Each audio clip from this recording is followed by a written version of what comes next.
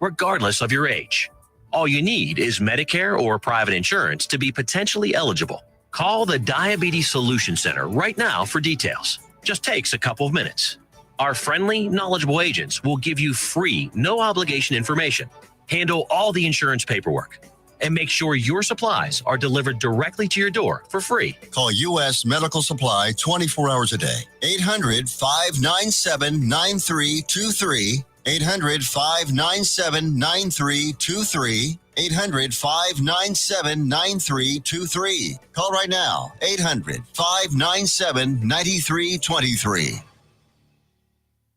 Let's be honest. Wheelchairs are heavy, bulky, and ugly. If you carry a wheelchair in your car to take care of a loved one, you know how hard it is getting that clunky, old-style wheelchair in and out of your car. Introducing the Feather Chair Wheelchair. At 13 pounds, it's the world's lightest wheelchair. It folds in seconds and fits neatly in your trunk, backseat, or closet, so you can take it everywhere. And it's only available right here. Order yours today and get a free wheelchair case, a $50 value, yours free. The Feather Chair. The world's lightest wheelchair is just $4.99 with easy payments as low as $16 a month. Sorry, no Medicare or insurance accepted. So call right now to order yours. 800-823-5826. 800-823-5826. 800-823-5826. That's 800-823-5826.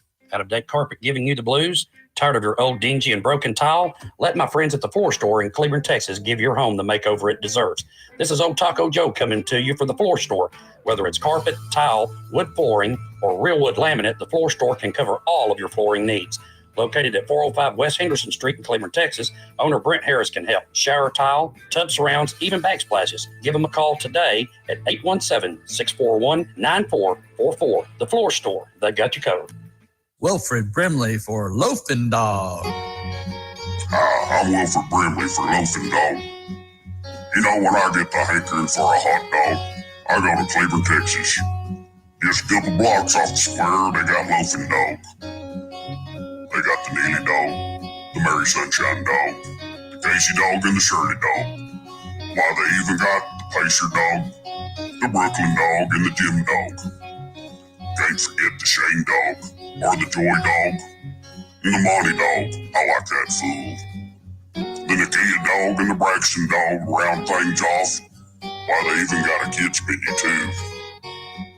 Loafing Dog, 208 East Chambers Street, Cleburne, Texas. Lunch, catering, or takeout, plus outdoor seating. Phone number is 817-556-1040. This is Wilfred Brimley. And don't forget, Loafing Dog won't give you diabetes. Fast Track Student Loans can get your student loans out of default, stop any wage garnishments, stop collection calls, and stop seizure of your tax refund. Give yourself a break. Stop the stress and get your student loan payments down to as little as $25 a month based on what you can afford to pay. 800-709-4395. 800-709-4395. 800-709-4395. 800-709-4395.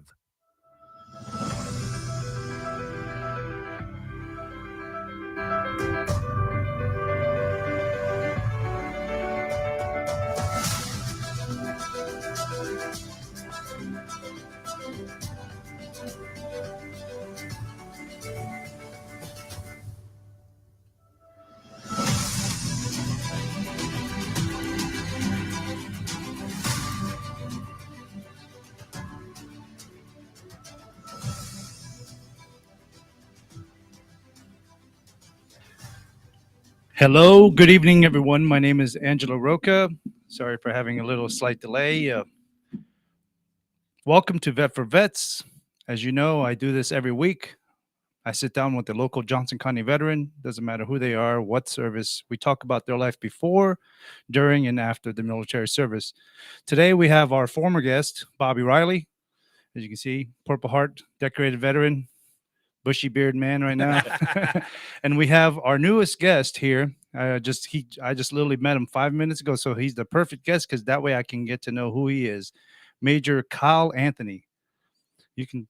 Hey, all right. Yeah, I'm glad to be here. This is Uh, awesome. If you want to bring the microphone, so Oh, a that little way bit you better? can, just bring it up Okay. to you, so that way you feel Yeah. comfortable. You're not leaning in and hurt your back. So, Kyle, what brought you here today? Well, I was out taking care of my yard, doing my weekend chores out in the yard, and Bobby lives just down the street from me, and he had mentioned it and said, "Hey, got an opening tonight.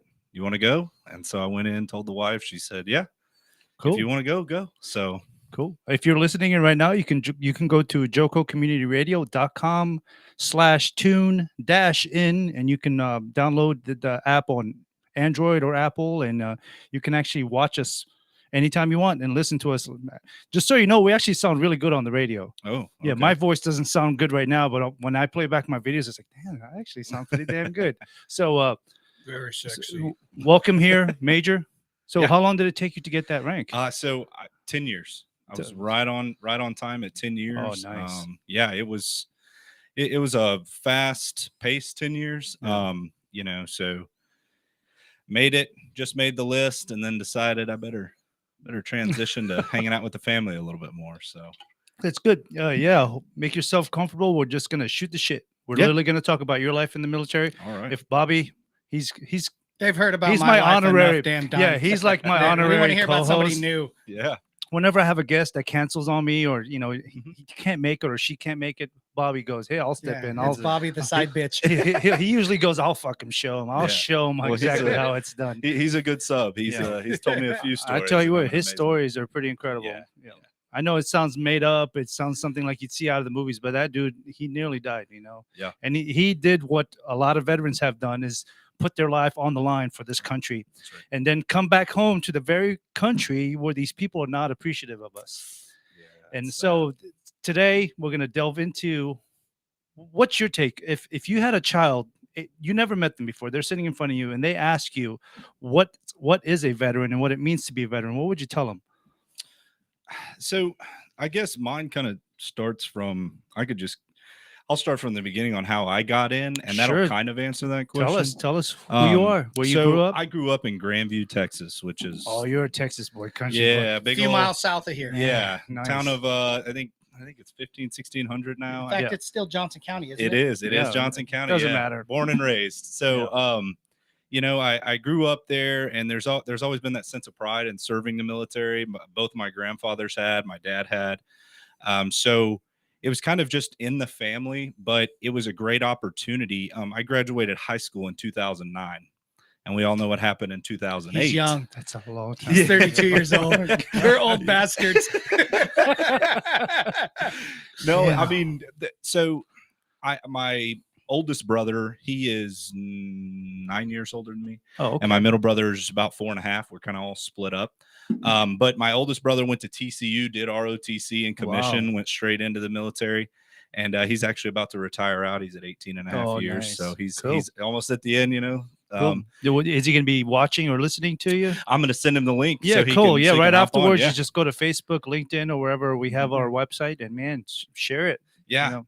Yeah. So, I mean, he kind of blazed the trail for me and my brother. My middle brother did the same thing. What are their names? You got to tell me who they are. Chris. We want to know. So my oldest brother's Chris Anthony. He again, yeah, he was we've been in Grandview, I think, since Grandview was founded, my family, to be honest. Really? My, That's a my long mom time went ago. there. She was Miss GHS. I mean, it goes way back. That's so Wow. Me yeah, and Bobby just did the same face. That's though. cool.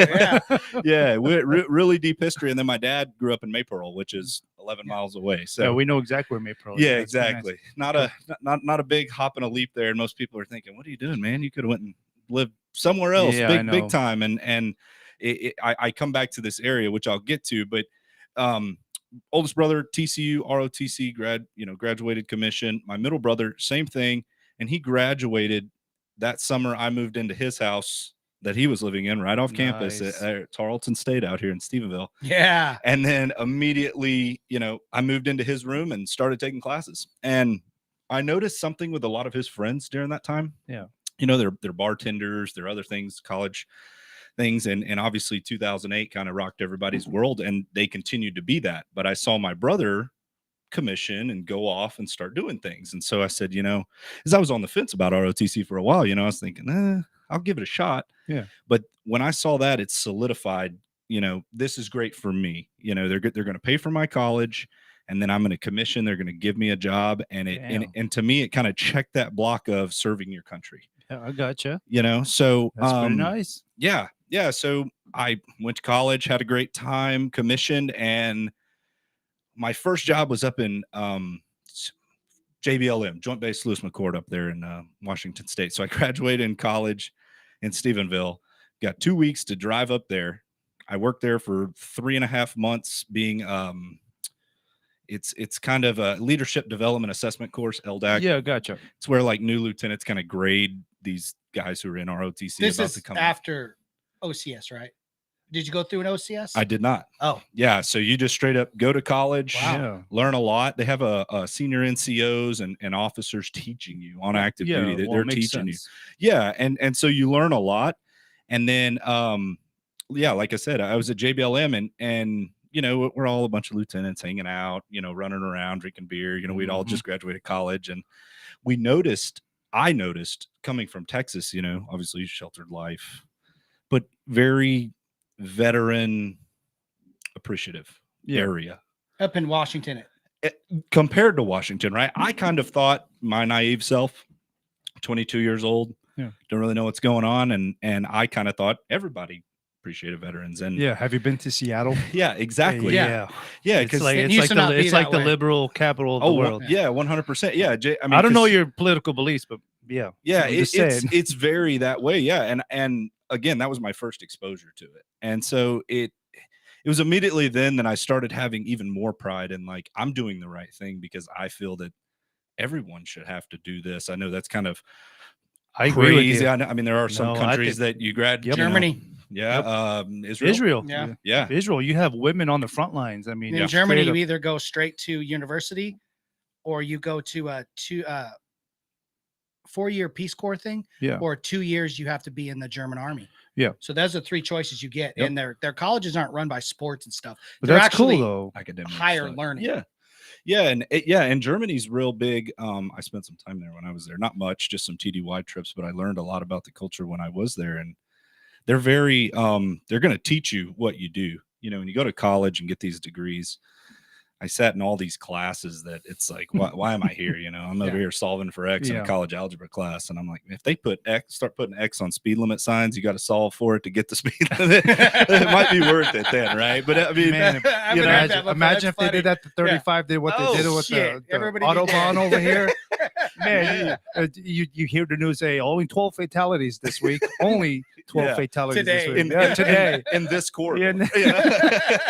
Yeah, because our Texas drivers are horrible. Yeah. I keep telling my friends that I swear sometimes the Cracker Jack boxes, I think that they put driver's license in them, and that's how some of these people actually get them. You just got to drive by the DMV and you'll hear tapping on your window. Just roll it down. Yeah, and then here's your license.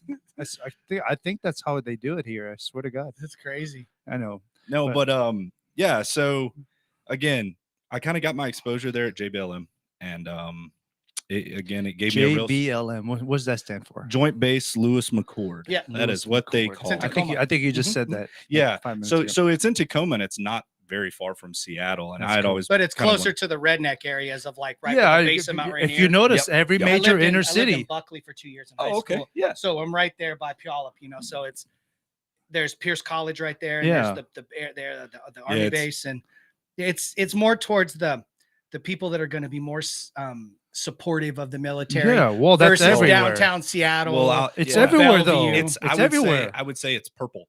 It's right where the blue and the red are meeting, and it's just it's a mix of everybody. A waiter or waitress that you have in a restaurant might love it, and military discount and all that. Obviously, they're that red side, and then you go to the next week and it's a different person. That's a good analogy. But if you think about it, every major inner city is always liberal. Very over liberal oriented.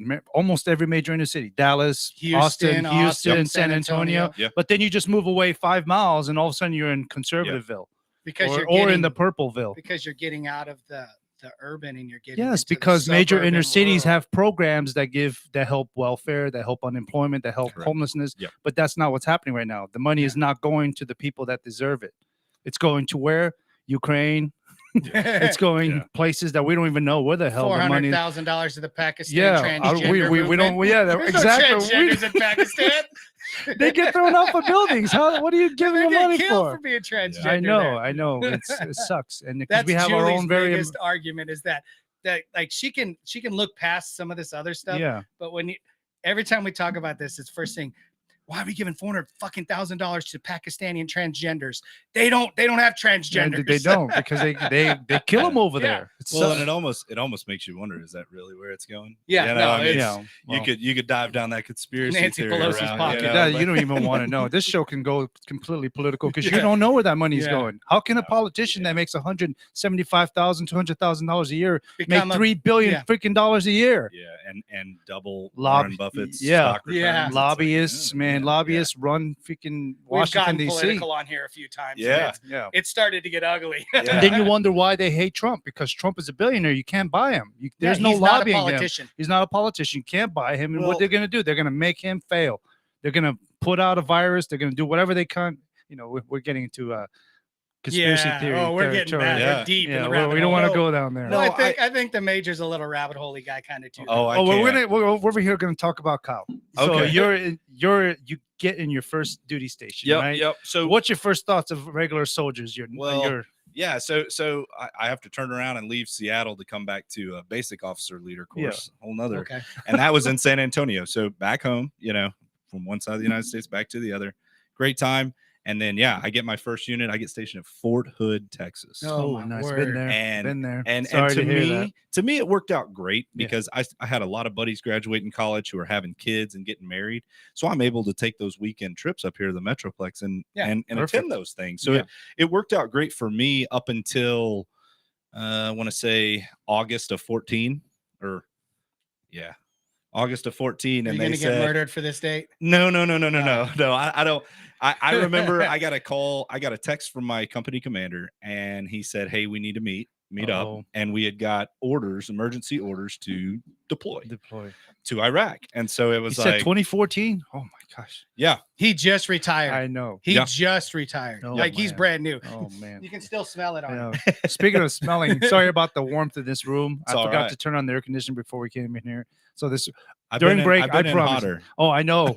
Remember the desert? So what was you your remember the Iraq. deserts? The desert, yeah. no humidity, but it's just huge. 140 in full battle gear. Yeah. Zero. What was your MOS? So I ended up being a 70 kilo. I started out as a 70 Bravo, and that is a health service.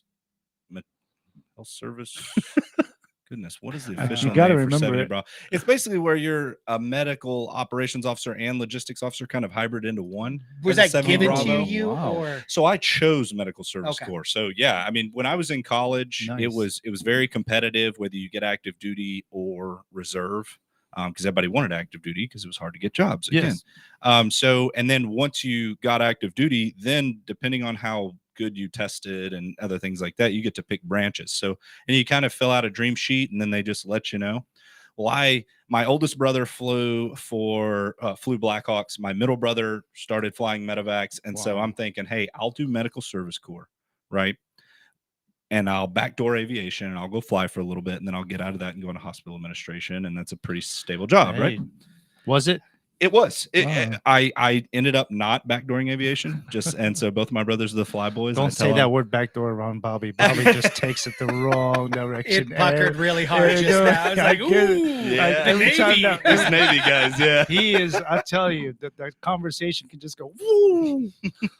Oh my! No, but I hate getting tag teamed by the Army. we can definitely do it. That's for sure. Okay, Bobby, I got the front. He's got the back. Oh shit!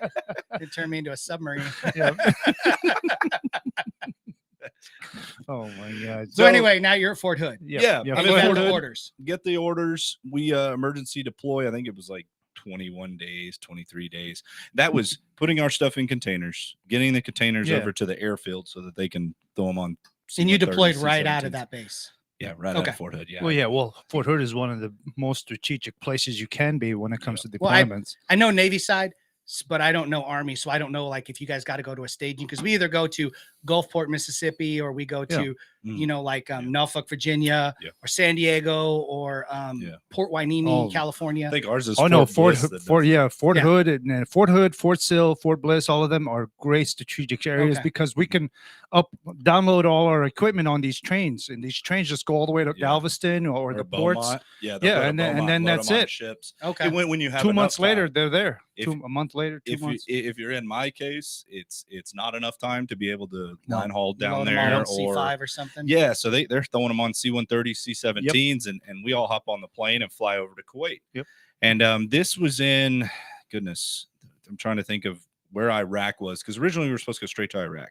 Then they said, hey, you're going to Kuwait. So we go to Kuwait.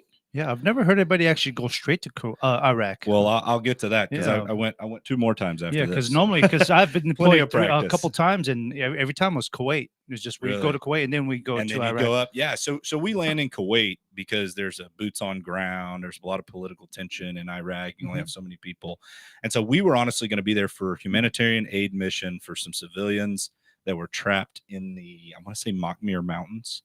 The ISIS kind of had them up there, ISIL, Daesh, whatever they call them now. I always forget. Douchebags, yes. Yeah. So they had them up there. We were going to pull humanitarian because I was a medical unit. I had a treatment and an evac platoon, and we were going to go up there and offer humanitarian aid because we were different. When you get the red X on you, it's a red plus sign, I guess. He knows. He was get, a medic. Yeah. You get different Geneva categories, and so you can do humanitarian things. But they don't care over there. They don't care if you have a Red Cross or if you were a priest, they didn't care. They didn't. They just hated Americans. Well, it's Christianity priest or a Jewish priest. It's not a Muslim priest. It's not a imam. Yeah. Either way, they're all crazy over there, in my opinion. But that's just 100%. And then so the mission kind of gets canceled / we got a few bodies up there and we were basically running a small clinic for the SEAL teams and the other tier 1 entities that were in the area, so when they got a tummy ache, they were coming to us to get Pepto-Bismol type stuff. So you were pretty much ready to go to wherever they were at in case they have to get. It was more like they were going out at night and doing different things, nation's work, and then coming back and when they'd eat, when you eat. Where we were at, it was underdeveloped. It was a base that was shut down. It was an old abandoned airport terminal. We went back in and basically cut the locks on the doors and set up in there. This is ours now. Yeah, nice. And so pulled minor sick call, did all that. Next unit came in, we left. Right, I get back to Fort Hood. They moved me to a Ford surgical team to be the executive officer. So great stuff there. Getting to work with really smart individuals. I mean, surgeons, anesthesiologists. So you're talking everybody opposite of me and Bobby. I mean, just really advanced people, but understanding the concept of FST and how they can move forward on the line and offer that surgical capability that close. I think that's what keeps guys alive. I agree. And why the we golden the hour. It's basically the golden hour. Yeah. You got to be pushed far enough forward in the battlefield in the AO to be able to get that person to definitive care. Because that is what defines whether they're going to live or die. I mean, a lower leg injury, maybe throw a tourniquet on and you got 6-8 hours to get into where he needs to go. But you got a sucking chest wound. You got to get him in that golden hour. And so that's what they were setting up. Hey, Carl, would you mind grabbing your chair and just kind of scooching a little bit towards the center? The reason is because your wife is saying your big fat head is blocking Kyle. And of course she would, because she didn't quite say it like that. She just said Bobby's love and support. I threw the big fat head. The love and support. Is that better? Now you actually can see. Yeah, you can see the sweat just glistening off. Yeah. I was on the break and you turn the AC. Yes, on. I was out working in the yard all day. So. Yeah. Tiffany Carlin, she runs the station here, and she has everything set up for you guys, other than me forgetting to turn on the air conditioning. I mean, she's amazing. She does a wonderful job. She is amazing. And I talked to her dad a couple of weeks ago. Her father, I interviewed him. Man, he's amazing. He had this speech at the Vietnam ceremony over here. I don't know if you guys got a chance to see it on Facebook. There was a Vietnam memorial ceremony. I didn't see it. And oh man, her dad's speech was awesome. He basically just went in depth for quite a while, just explaining what the Vietnam experience was like. And man, it was a good list. If you guys get a chance, go on Facebook and actually watch that video of his speech. Incredible. And Okay. Oh, So- the host said she loves me. I love you too. Let's see, where was I? You were setting up. You Yeah. cut the locks on the door and went in. Okay, yeah. So, well, and so now I'm back at the FST and I'm working with these people and these surgeons, and it's amazing. They had been deployed 5, 6, 7 times because they do like 4.5 months. Yeah, they don't do long Back to term. back like to we do. back. Yeah, and so That's they're basically leaving a hospital, going over there, doing work, coming back, going straight to a hospital. I mean, it's just wash, rinse, repeat for these guys. So picking their brain on experience, on what they've seen, and kind of the best, they can tell you exactly, hey, if this is where we're fighting and this is what they're seeing, we need to be this close.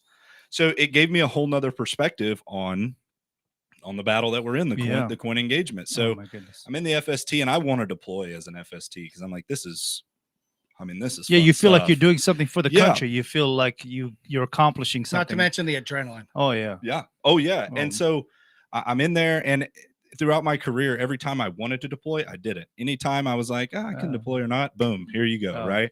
So I move over to the 21st Combat Support Hospital. Oh. Started as the S4 there, and deployed again to Iraq, January of 2017. So He's and been just there, man. yeah. So He was at the end of it all. Oh my Yeah. gosh. Well, that isn't even my last time. I went one more time. One in more between, time and after then- that. Yeah. Yeah. Yeah. So and I don't know if you remember what happened politically in 2017, but Trump took office. Yep. And so The greatest day in American history. You could tell the cultural difference of when he took office in the Middle East. Really? Absolutely. 100%. You They know, didn't mess when with he us was, anymore. when he was office, we went 1 year without a single fatality. It was First time in American history. So basically, they all just kind of like, oh shit, back Shit. down. Well, yeah, This we have guy's- a crazy this president. guy's crazy enough to bomb this whole Yeah, place. yeah, and he make would it a nuke parking us if lot. we did anything Wow. to Yeah. any American folks. So and we were assisting partner forces trying to take back Mosul because ISIS had captured Mosul and they had barricaded themselves in the mosque in the middle. And so, you got SEAL teams and MARSOC units and special forces units that are pushing forward with these partner forces. And, they're like, hey, they're right over there in that building. Go get them, and those guys, it was the first time I'd ever seen somebody, you're in an up armored Humvee with a 50 cal and somebody starts shooting at them with an AK-47 and they just drop the guns and take off running the other way. And I'm thinking, you're in the safest position in the entire world. Yeah. We're right there in that Humvee. And they were just dropping guns and running. So it was Versus back in 05, 06, where Humvee was the #1 fatality. yes. Yeah. Yeah, It has come IEDs. so far. I saw an old Humvee and then I rode in like the new up armored ones. Yeah. That was like basically like our golf carts. Yeah. Yeah. And night and day. I mean, When we rolled through Iraq in like 03, we were going through there, and it was just, there was no tops, there was no doors. man. We had to Soft shell. We had to the fix soft the shell. pintles on top by welding them to a piece of metal plate that bolted Yeah. together so we could mount a 50 cal or a gal man. or like a 240. I'll just on tell there. you, it is not that way And there was anymore. there was I no bet. rules of engagement. Yeah. Well, and you guys kind of blazed the trail for that. And it was, I find myself using this now in the job I work now, but not necessarily this. It's kind of the concept, right? In World War II, all the planes that were returning back, they were analyzing the bullet holes and they're like, all right, now we see where it is. And it was like, no, you should reinforce the areas that weren't shot because they actually made it back. Right. Yeah. And a lot, and so you guys trailblazing through Iraq, I'm sure there was a lot of lessons learned carried over because state of the art technology in there. I mean, you're talking, I can pinpoint, we had some telescope type things. Man, they're not tow missiles, but they're the optical lenses they can see out forever. And you can read a guy's- you could read a guy's name tag. Yeah. Yep. 10 clicks away. Yep. You can see what he's eating. Yeah, that's how you could see friendlies because it glints in the nighttime, so they can tell who's a friendly. Yeah, I mean, it's the technology, and this is what war does. It increases technology. I mean, look at every historical war across the. Well, For There's all of the so much. older vets that might be listening that don't know what partner forces are, can you please quickly go into what Yeah. a partner force is? So it's local nationals.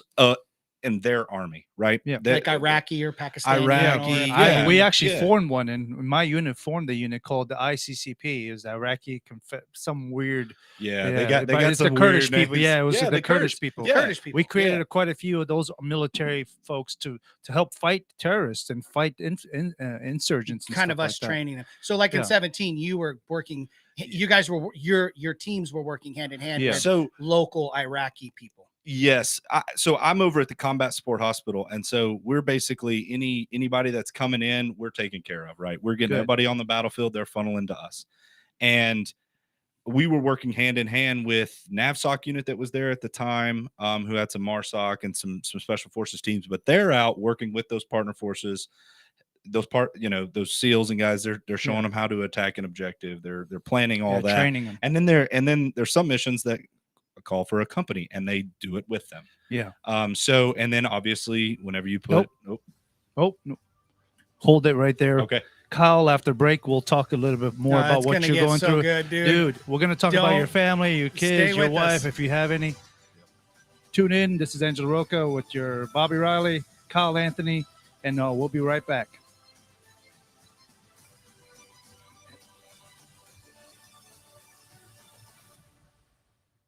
If you are trying to quit drinking or doing too many drugs, listen to me. You don't know me and we'll never meet. I had a problem like you once. I drank and used to party a little too much till it got out of control and almost ruined my life. I realized I needed help to fix my problem before it totally destroyed me. If you've tried to fix your drinking and drug problem and you know you can't do it alone, you need to call the National Treatment Advisors. They'll immerse you into a 30-day program to replace your old habits with new habits and totally change your life. And if you have PPO private health insurance, the entire program may be covered. Fix your problem right now before it gets any worse. Get clean. Call now and learn more. 877-247-1581. 877-247-1581. 877-247-1581. Out of deck carpet giving you the blues? Tired of your old dingy and broken tile? Let my friends at the Floor Store in Cleburne, Texas give your home the makeover it deserves. This is Old Taco Joe coming to you for the Floor Store. Whether it's carpet, tile, wood flooring, or real wood laminate, the Floor Store can cover all of your flooring needs. Located at 405 West Henderson Street in Cleburne, Texas, owner Brent Harris can help. Shower tile, tub surrounds, even backsplashes. Give them a call today at 817-641-9444. The Floor Store, they got you covered.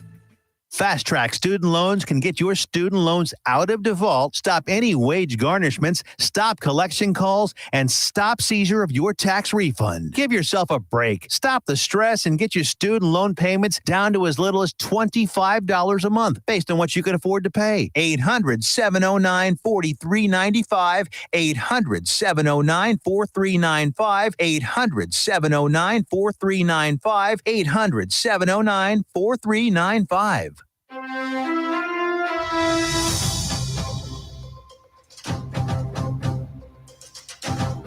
I love that theme song. Tiffany picked out. She was probably trying to think what song she could pick for my intro, and this is great. She picked the perfect song. Okay, so before we get started, Kyle, Bobby, love you. Joco Community Radio is proud to be the voice of Johnson County, Texas, and is live 24/7 on the TuneIn Radio Network. TuneInJoco.com is the place to find all the ways to listen and watch, and the station app is also available for free on Android and Apple devices. Simply search your store, check out our lineup and more at JocoCommunityRadio.com. This episode and more are brought to you by Next Level Claims. That's Next Level Claims, making your insurance work for you.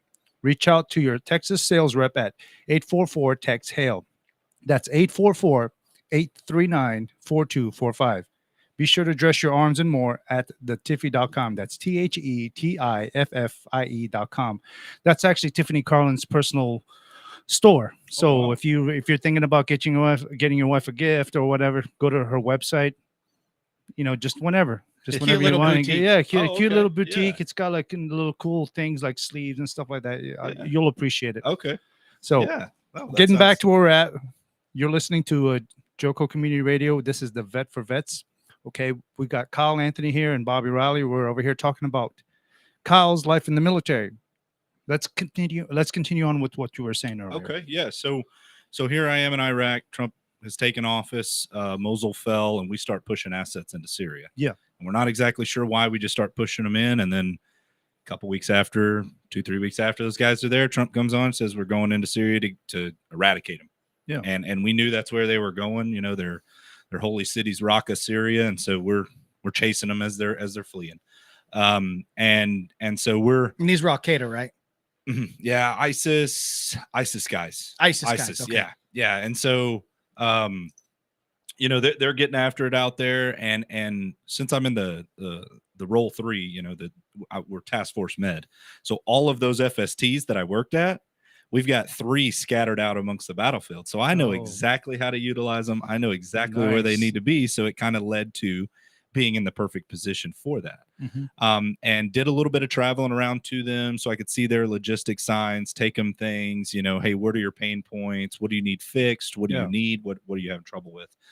So got to travel around to a lot of different sites, meet a lot of great Americans out there that are just doing the nation's work. And even the guys that look like Chris Kyle that you just, you know, you're on the helicopter with, you're just jumping to the next pad. Quiet you're like, guys. I'm sure you're going to do some good over there, buddy. So, I mean, it was great. So redeploy back. We came back to Fort Hood on my birthday.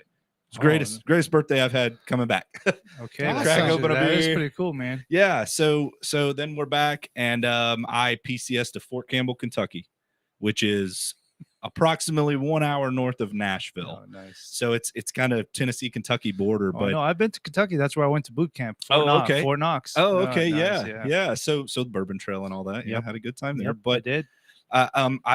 me and my wife got married right as I got back before we moved to Fort Campbell. What's her name? Her name is Flynn, and she is a rock. That's a great woman's name, Flynn. She's from Amarillo. Oh, is she? Yep. Oh, nice. She's a West Texas girl. I definitely batted out of my league. Did you? I Well, think no, we all you can't did. say that. Some women, let me guess, you have really good humor. I try. No, you're a good looking dude. I think she got you and you got her just right at the right time. No, but yeah, it's been the greatest blessing. And we moved there and we figure out we're having my daughter. Yeah. And we're so excited. And I get sent to the 101st, the Rockassans. They're in the 101st. So one of the most historical units. It's there. literally the most historical. Yeah. And so, you know, going into there, a lot of lineage, I take company command. Yeah. And again, it was one of those things. And you were what rank at this time? Captain. Okay. Yep. Captain, company commander. Captain. Loving it. I had motivated troops, man. It was my first sergeant made my life so easy. I just said, hey, that's their job. You're in charge. You let me know when you need me to sign a piece of paper. That's what they're there for. Well, I'm glad you have a good first sergeant. Because you could have a really bad first sergeant. Or command sergeant major too. Yeah. So. I had a great command sergeant major. He was we called him a brag baby because he had been at Fort Bragg forever. Yeah. And ventured over to us, you know, but he always wore his airborne wings above his air assault wings. I can tell you that. Well, a lot of friends of mine that are airborne love wearing those even after they got out because it's really such an accomplishment just to go through it. Well, and I show up to Fort Campbell and I'd gotten my expert field medical badge back in Fort Hood. Yeah. I was one of those leaders where I was telling all my medics to go and I'm sitting there thinking, I didn't know officers could get that. I know as enlisted, they can, you know, that you can get those. And I was telling all my guys to go, and I'm sitting there saying, how can I say in good faith that they all need to go and I'm not going to go? So I went and I somehow by example. I somehow stumbled through it. That's a good soldier right there. Well, I somehow stumbled through it, got lucky. I always say I slipped through the cracks and got it. So I show up to Fort Campbell and I have that. And at Fort Hood in a med brigade, that's like a Ranger tab, you know? Yeah. In a med brigade, I show up there and they're like, where are your air assault wings? I'm like, well, I haven't really got them yet. Haven't slid out any helicopters on the way here, so I don't have it yet, right? So I get there. I wasn't on ground a month. Straight to air assault school. If you're in the 101st and you're any kind of officer, boom, you're going. That's it. Because you got to lead by example. You can't be the one guy. Exactly right. And of course, I drew the lucky straw of going to air assault in Fort Campbell, Kentucky in June. Nice. And holy shit. Yeah, it was hot. It was hot. It was one of those where they're smoking you and you're doing push-ups on the gravel and my nose was like a leaky water faucet with sweat just dripping. That's like doing QCB in Fort Polk in frickin' Mississippi in June. We did QCB there. It sucked. Or CQB. I mean, I don't know why I say it backwards all the time. CQB down there in those with the the cinder block Oh, yeah. town. Oh, Oh yeah. my God, it is so miserable. The mosquitoes are this big. So nice. I went to Fort Polk when I was a commander. We went Yeah. down there for a rotation to battle Geronimo and all Sorry, that. Fort Yeah. Polk is too muddy for me. Oh, And man. we It's trained there for 2 nasty. months. Yeah. It was just 100 degrees, mud 100% everywhere. humidity. But Mud I'll tell you how great and my soldiers, NCOs, everybody was. Yeah. We were the first unit to roll through that whole training in over 13 years to have 0 patients died of wounds. Yeah, they said it was unheard of.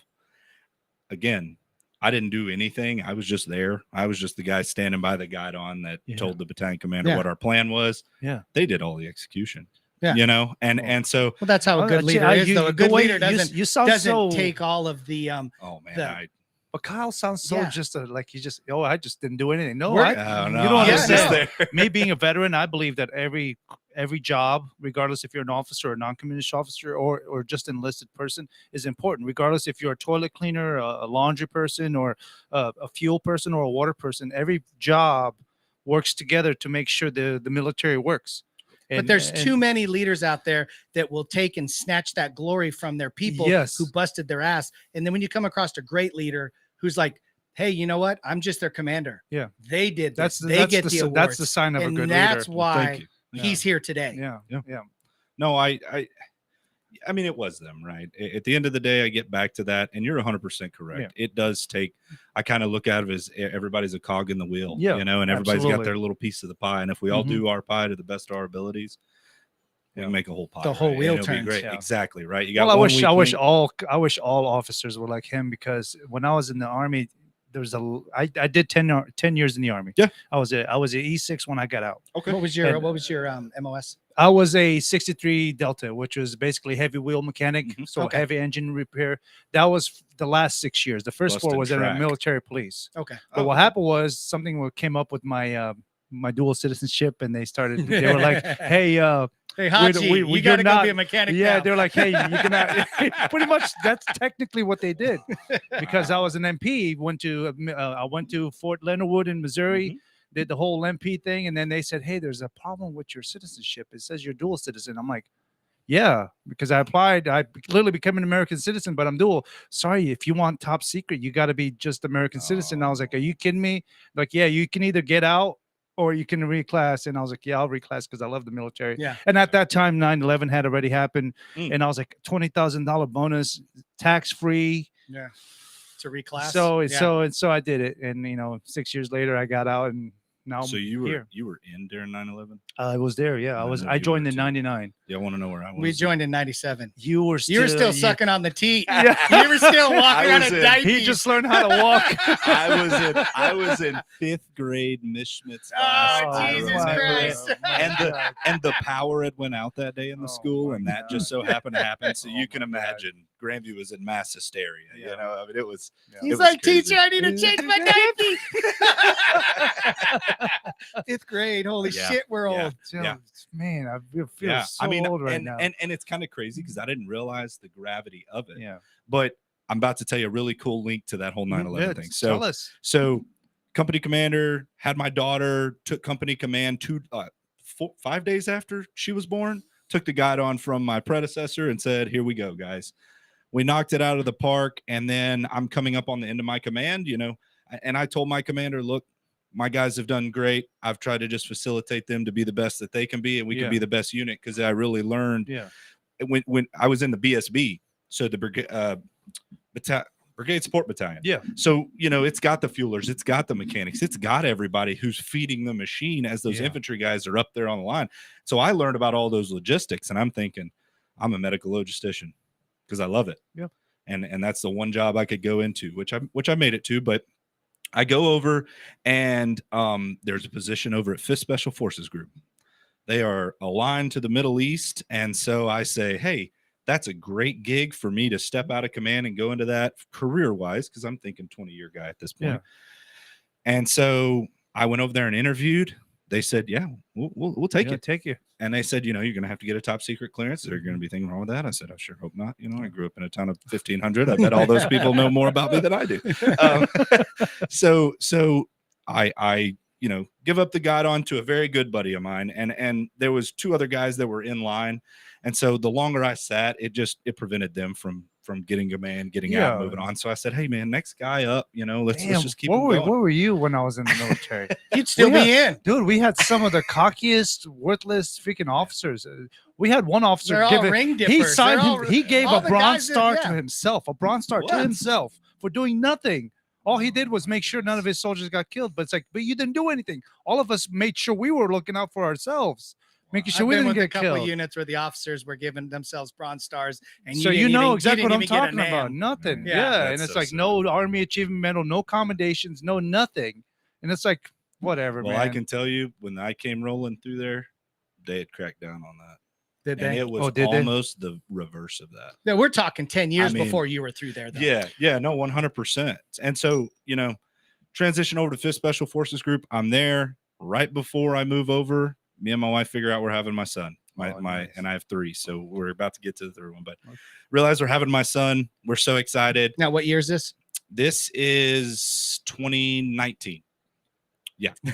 I'm trying to give a timeline here so Yeah. that we know. So Jeez not Louise. that far back. yeah, I mean, if you you're think having your about it. son. Yeah. Oh. And so being a 5th group, their mentality is we're rolling to Iraq and Syria like all the time, wash, rinse, repeat. And it came down Yeah. and we're going. And so I served with some amazing people there. One of the command sergeant major when I was there was an E6 at 5th Special Forces Group Oh, when nice. 9/11 happened. Oh, he was nice. working the staff duty desk. Really? Oh, Yes. wow. And a couple of the horse soldiers still work at 5th group. Not in. Wow. They run the range for the 5th Oh, group guys. No, they're on the retired back and forty. they're doing that. Yeah, they do Yeah, that all the the time. contract. And you know stuff. how they have their 4 horses bourbon? Yeah. Yeah. They'll go to the class 6 there on post and just sign them every now and then when they're rolling. Oh, through there. that's so cool. Yeah, it's really cool. And those guys have stories. I mean, I'm like, wow. I mean, and great Americans again. And Yeah. so I'm working, and now I'm working with special forces teams, whole nother kind of battle. And they said, hey, we got a deployment. And I said, hey, can I go first so I can get back so I don't miss my son's birth? And they're like, because there was another guy that was going to go and then I was going to replace him. And they were like, yeah, you know more about the AO because you've already been over there twice. And you're going to, in the 5th group spot, you're going to work with your version of of what you just did. And I'm like, oh, okay. Well, Yeah, we were talking about this Yeah, earlier. yeah, This is an yeah. awesome story. yeah. So I'm like, hey, this works out great. So I hop on a plane. We rode a C-17 all the way there. Well, we got Love 'em. stuck in Germany for Christmas. Oh, No. darn. No. Germany, we didn't get stuck for Christmas. Christmas is A a different time. different. Yeah. Yeah. But we're in Germany. The plane breaks. Yeah. Of course. Is The Air it Force is always always, does? Oh, nice. if we were in Hawaii a or bad Ireland place. or yeah. yeah, if we're in a bad place, the Air Force, it could be a halfway plane and hey, we're going. But if it's road to Spain, As you look out the right side, we don't have a wing, but we're going to take off now. That's Please, exactly buckle, right. please buckle your seatbelt because Yeah. we're getting shot at. My favorite was the oil dripping from the ceiling. Like, what is going on right Yeah, now? yeah. You know what they say you about good to it, go. aircraft. If Yeah, it's it's not well leaking, it's lubricated. empty. Yeah. It's well lubricated. Don't worry about it. Let it Yeah. go. well, I mean, they had just put out all the Christmas stuff in Germany, so it's a Yeah. great time of year to be there. It just Yeah. snowed. It was beautiful. So I of heard. course, we got delayed for a couple days.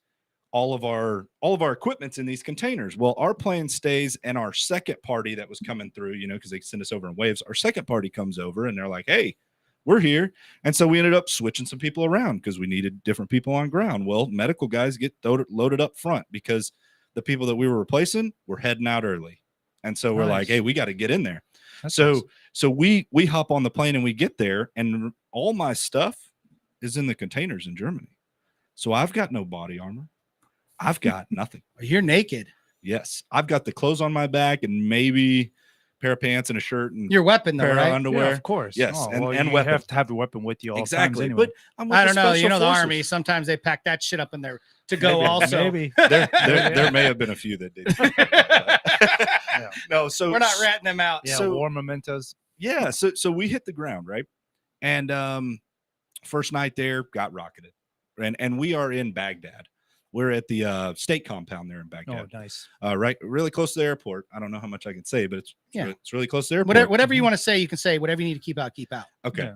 And so we're right there and get rocketed. Well, I'm rooming with a guy who is a Green Beret, and he has been a Green Beret for a long time. Yeah, he's probably got some confirmed He's kills. got some, that, and he's a special He's got forces one of those medic. ear necklaces with teeth. He's a special forces medic. So Yeah. he's the most senior one. So he advises the colonel that I was working with Yeah. and me as far as the med planning, and then the colonel makes the doctorate decisions. that's and, cool. and he's a good asset to the team because he is a Green Beret.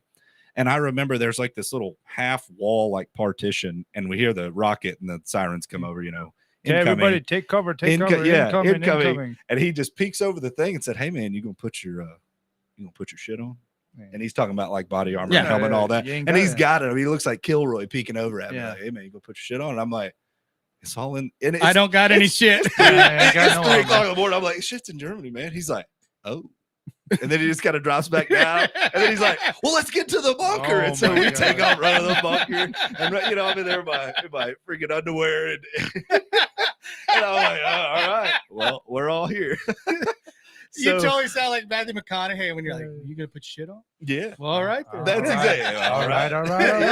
That's exactly what I mean. He was just so calm, cool, collective. And I'm like, and what's funny is where we were at, I had worked on my second deployment 300 feet from that place. Yeah. I was on the soft compound now, though. So it's a little It's the place with the desk. Yeah. so now I'm over there and containers come in. I get all my stuff. A couple nights later, rockets. Luckily, I have all my stuff this time and I'm ready. Yeah. So we both get it. We run to the bunker. We got a mass casualty bunker. We're ready in case it really does start hitting close and everything. The next night, we're in Iraq. They use washing machine timers and whatever to set off bombs, right? So it's very erratic. We heard a boom, boom, boom, boom. Very calculating. And that means one of two things when you're working with SOF. One of two things. They are detonating like UXO. Well, more along the lines of somebody's coming at us and they're bombing them before they get there. Like it's get your stuff. Yeah, get some rounds in the chamber. Here we go, type thing. And so we didn't know, right? We just hear rockets, siren goes off, we run into the thing. Well, as I'm running, you can see, it's an airfield, and you can see across there, and it's at night, but you can still see flame and the explosions type from stuff. the mortars. Yeah. Do you know who was blown up? No. Do you remember when Soleimani was killed? Yeah. Soleimani. Yes. Yep, that was it. Oh, nice. We were right there. Oh, nice. So very interesting experience. I think I slept that night in a bunker. So yeah, and I mean, so they were retaliating against you. No, that was our guys. That was your guys. out. Yeah, that was the mission. Because it sounded a little more distant. Yeah. And so, but still, you hear a coordinated boom, boom, boom. Either like, hey, there's a really good force coming at us, bringing guided missiles in on his ass. Yeah, exactly. Yeah, and they had kind of blanketed it. And then, I get in the war room and they're like, hey, we just killed this Soleimani guy. And I didn't really know who he was. I hadn't studied up on my Iranian politics, I guess. Your cards. And so, so they gave us cards. Yeah. So I look over at the guy next to me and I was like, what the hell is Soleimani? And he's like, that's like killing our General Milley. And I'm like, oh shit. Oh, like Iranians? He's like, yeah. I was like, oh, okay. Now I know why, there's Green Berets on the walls now. They just killed the King of Hearts. Exactly. Yeah, we just took a night off the table. That guy did some bad stuff. He ordered a lot of hits on IEDs and mortars on U.S. bases. 100%. So and Trump's still in office, so they ended up relocating us up to northern Iraq, in Erbil, and we set up shop up there and operated out of there. And a couple weeks later, of Kurdish people. Yeah. You have those Iraqi kids selling DVDs out there. Oh man, they got all sorts of stuff. And we got to go off base. So the first day I get up there, we had went and picked up some stuff, picked up some SIM cards for our cell phones, different stuff like that. We're going out on the economy. But I noticed when I went out on the economy before, we're all strapped. But this time, that guy that I was talking to, referring to the Chris Kyle guy, he's with us. Oh, nice. This time. So it's like, oh, we're doing something important, right? Mm-hmm. So we get some stuff, we're beat bopping along there, and then late at night, you remember when Iran bombed Iraq? Yeah.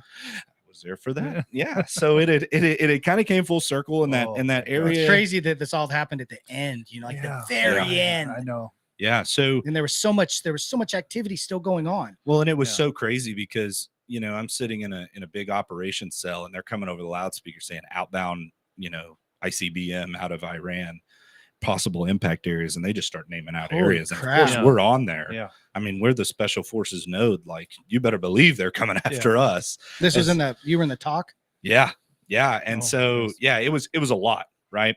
And then COVID had just started coming out at this time, Oh, right? Jesus. Oh, nice. And I mean, this is January of 2020. Yeah.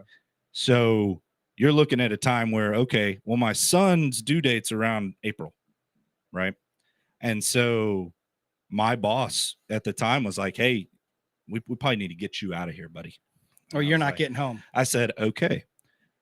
Well, our replacements had came forward and we were coming back. We landed the next day. The SecDef shut down all travel for anyone in the military the next day. You made it in by one day. I made it in by one day. And we got home at like 10 Congratulations. o'clock that Wow, night. dude, Yeah. that's crazy. It was wild. Son was born. Everything was fine. We went through COVID. COVID was not a bad time for me because I get to spend time with my kids. Yeah, you know, I got you. but it was very stressful because being in medical and working with all the docs and everything, like, you're in there with them. So when they're getting vaccine, you're getting vaccine. Because I'm, you know, you see all these docs seeing patients and you see everybody getting stuck, but who do you think's coordinating all that? Well, hey, right here, I got voluntold for that. So I'm right up there on the front lines, and the last thing I want to do is be there because I want to go home and see my kids. And Yeah, you got a brand new baby and a wife. Yeah, and I don't want to Nice. bring something home. No. So I mean, it was very crazy times, and you know, family can't come see, and you just had a kid because it's COVID. Like, you don't want them to drive from Texas up to there, and get you know, sick. Yeah, exactly. Stop at the grocery store, or they fill up some gas, just and gas, everybody gets sick. Yeah, I mean, it was just crazy times. So I worked at Fifth Group. I loved it. The guys that replaced us did great. We didn't lose very many. There were a couple bad ops that we had that we lost some guys, but you know, it nature of battle, right? If you don't mind me bringing this up, you wear a remembrance bracelet. Yeah, so this is for one of my buddies. He was stationed out at Bragg. He actually, this buddy, he actually took his life. Okay. So I wear this one. That's a big one. I that remember you talk saying about on the that. show. So we need to give a talk out about suicide. So if there was something you were definitely. going to tell the veterans listening tonight with the last 3 minutes we have about suicide, what would you tell them? I would say reach out to a battle buddy. I mean, the reason why I wear this is because this guy was a master sergeant. So I mean, he was old, salty. He's old, and you know, just trying to think he didn't have, you know, somewhere to turn to, or wasn't comfortable enough to turn to. And he could have called you. Yeah, or anybody. And I hadn't talked to the guy. We had served in the same unit, and so, you know, when you PCS, you go on and you start moving other things, and you know, it just really it shook me because, you know, someone at that high of rank, you know, and that doesn't have an avenue to go to, and that's why it always it rings true to me. Like, always reach out to somebody, and even if you're not the one feeling bad, reach out to your buddies, because you never know. Because it's really hard when you're on that side of it to pick up that phone. I've been there, to text or call, right? I've had a lot of friends kill themselves. A lot of them. Too many. And you'd be surprised when you call old buddies what they're going through. Yeah. I mean, you'd never know. It's eye opening, right? And I just went through a divorce, and I lost my house, and my ex-wife took my car, and I'm living on somebody's couch. Yeah, so I still go through. I still get these moments of depression where I feel like 100%. I'm worthless, and I don't know why. We all do, but I don't know why I do it. Well, like, one moment I'll be fine, I'm happy, and the next day I wake up and I'm just. We've all been through that bad stuff. And, I mean, even if you didn't pull the trigger, it doesn't mean that you weren't part of something that you still suffer from. But I can deal with it fine. I'll never take my own life if I'm depressed, or if I break up with somebody, or I go through a divorce. I kill you. But some people, but some people can't deal easy. But it's true. But some people don't know how to deal with it. They don't. And a lot of people can't ask for help. Well, and they don't have those coping skills. And again, that's why I think it's super important for the guys and gals who are healthy, reach out to everybody. And even if they don't tell you over the phone, but they see they reached out, you never know what somebody else is going through at any time. And I try to tell people that are just walking on the street. You know, people come in with a bad attitude, and I'm like, you don't know. You don't know what that guy's going through. Don't give them a hard time. You don't know. You don't know if they're living in their car. Look, we're all trying to do the best that we see that we can do possible, right? I think every day everybody wakes up and they're trying to do the best that they can do, right? And so some days are good, some days are bad. For vets, sometimes, you know, I work now at Cook Children's real quick. Nice. Yeah, great job. But I was talking with another vet, and they said, you're always just so calm, cool, collective. And I'm sitting here thinking, lady, I've sat in a talk where there's Iranian missiles coming in and you know, so your 10 is my 3. Yeah. You know, it's a different scale. If you're feeling like taking your own life, good night, everybody. Call the vet 988. 988. Yeah, we're still on. Technically, even though the radio music comes on, we can keep talking, but the problem is we're bringing this motherfucker back. Yeah, we can. We got more stories. Good night. Grandview to Godly. This Thanks is for the coming tonight, voice sir. of Johnson County. Joco Community Radio. At Romeo